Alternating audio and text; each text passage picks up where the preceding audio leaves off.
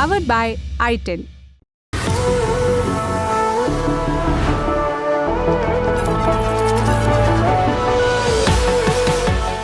पहली सुर्खी चुनावी राज्य जम्मू कश्मीर से 10 साल बाद विधानसभा चुनाव के लिए वहां वोट डाले गए। चुनाव आयोग के मुताबिक शाम 6 बजे तक 50% से ज्यादा वोटिंग हुई। परिसीमन के बाद हुए चुनाव में पहले चरण की 24 सीटों पर वोटिंग हुई। इसमें कश्मीर की 16, जम्मू की 8 सीटों पर वोट पड़े। 2014 के विधानसभा चुनाव में इन 24 सीटों में से महबूबा मुफ्ती की पार्टी पीडीपी ने सबसे ज्यादा 11 सीटें जीती थी। राज्य के 7 जिलों में हो रहे चुनाव में 219 कैंडिडेट मैदान में हैं। इनमें सबसे चर्चित अनंतनाग जिले में पड़ने वाली बिजबेहड़ा सीट है, जहां से महबूबा मुफ्ती की बेटी इल्तिजा मुफ्ती अपना पहला चुनाव लड़ रही हैं। ये सीट मुफ्ती परिवार का गढ़ मानी जाती है। इल्तिजा के सामने नेशनल कॉन्फ्रेंस ने बशीर अहमद वीरी को अपना उम्मीदवार बनाया है। इसके अलावा दक्षिण कश्मीर की कुलगाम सीट से सीपीआईएम के मोहम्मद यूसुफ तारिगामी लगातार 5वीं बार चुनाव लड़ रहे हैं। ये क्षेत्र एक समय आतंकवाद के केंद्र में था। इस बार यहां से 10 उम्मीदवार मैदान में हैं। मुकाबला तारिगामी और पीपल्स कॉन्फ्रेंस के नज़ीर अहमद लावे के बीच माना जा रहा है। लावे इससे पहले पीडीपी में थे। पहले चरण की किश्तवाड़ सीट पर भी सबकी निगाहें हैं। यहां से बीजेपी ने एमटेक की पढ़ाई कर चुकी शगुन परिहार को टिकट दिया है। शगुन का परिवार आतंकवादी हमलों का दंश झेल चुका है। नवंबर 2018 में आतंकियों ने उनके पिता अजीत परिहार और चाचा अनिल परिहार की गोली मारकर हत्या कर दी थी। अनिल परिहार उस वक्त बीजेपी के सचिव थे।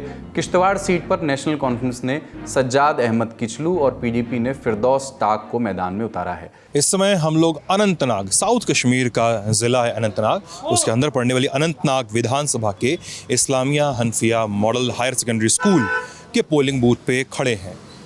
हम इस चुनाव का जो पहला चरण है, जहां आज वोटिंग हो रही है, तो 24 सीटों पे कुल वोटिंग हो रही है, जिसमें से 16 सीटें आपकी साउथ कश्मीर में आती हैं, तो 8 सीटें जम्मू संभाग में आती हैं। अगर आप वोटिंग परसेंटेज देखें तो आपको खासा अंतर दिखाई देगा जम्मू बनाम कश्मीर के संभागों में।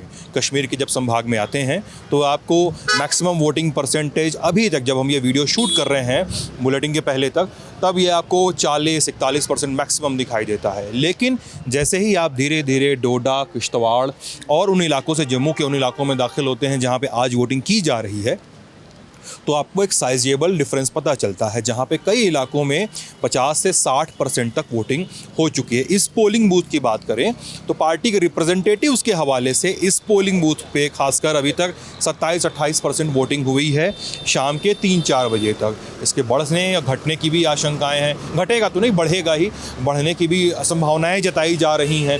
और साथ ही ये भी कहा जा रहा है कि चूँकि लोग इसमें थोड़ा सा फ्यूचर को लेके बहुत श्योर नहीं है कि जो चुनी जाएगी सरकार, उसका रोल क्या होगा, पावर में कौन बैठेगा, मुख्यमंत्री कौन बनेगा, पार्टी डिस्ट्रीब्यूशन कैसे होगा, कोalition बनेगा तो कैसे बनेगा, लोग इसको लेके बहुत ज़्यादा अनश्योर हैं। तो वो इसलिए भी थोड़ी अरुचि दिखा रहे हैं। और साथ में ही चूँकि लोगों के दिमाग में एक ये परसेप्शन है कि ये कहीं ना कहीं ये दिल्ली वाला मॉडल है कि सरकार एडमिनिस्ट्रेशन और ट्रांसफ़र पोस्टिंग और सिक्योरिटी, लॉ एंड ऑर्डर ये एलजी के हाथ में होगा और मुख्यमंत्री को नाम मात्र की पावर्स दी जाएगी। लोगों के दिमाग में इस तरह की परसेप्शन है। तो इस तरह से भी थोड़ा सा कम वोटर टर्नआउट दिखाई दे रहा है, खासकर कश्मीर के इलाके में। साल 2019 में अनुच्छेद 370 हटाने के बाद पहली बार हो रहे चुनाव में बिजली पानी के ज़रूरी मुद्दों के अलावा कश्मीरी पंडितों के पुनर्वास का मुद्दा भी अहम है। चुनाव आयोग ने कश्मीरी पंडितों के लिए विशेष मतदान केंद्र बनाए हैं। पहले चरण में 6 कश्मीरी पंडित उम्मीदवार भी मैदान में हैं। अगली सुर्खी कोलकाता रेप मर्डर केस से जुड़ी हुई। इस मामले को लेकर जूनियर डॉक्टर्स ने हड़ताल खत्म करने से इनकार कर दिया है। डॉक्टर्स ने पश्चिम बंगाल के मुख्य सचिव मनोज पंत को चिट्ठी लिख करके कहा है कि उनकी सभी मांगें पूरी नहीं की गई हैं। आपको याद होगा कि 16 सितंबर के दिन जूनियर डॉक्टर्स और मुख्यमंत्री ममता बनर्जी की मीटिंग हुई थी, जिसके बाद कोलकाता के पुलिस कमिश्नर विनीत गोयल को पद से हटाकर मनोज वर्मा को कमिश्नर बनाया गया था। अब junior doctors health secretary NS निगम के इस्तीफे की मांग कर रहे हैं और अस्पतालों से थ्रेट कल्चर को भी खत्म करने की मांग कर रहे हैं और वो चाहते हैं कि उनकी मुख्यमंत्री से एक मुलाकात और हो। हमारा अनुरोध है लोगों तक कि आप थ्रेट कल्चर जो मेडिकल कॉलेजेस में बहुत ज़्यादा बढ़ा हुआ है यहाँ पर, उसको बहुत गंभीरता से आप समझें और जो हम बताना चाह रहे हैं उसको भी गहराई से समझें और इस मूवमेंट में हमारे साथ जुड़े। इसके साथ ही साथ जो थ्रेट कल्चर जो बनाया गया वो इस माध्यम से बनाया गया कि काउंसिल या रेसिडेंट डॉक्टर एसोसिएशन जो भी थे पहले, यहाँ पर जो काउंसिल थे उनके जो नेता या जो भी प्रेसिडेंट या जनरल सेक्रेटरी बनाए जाते थे वो हम पर थोप दिया जाता था।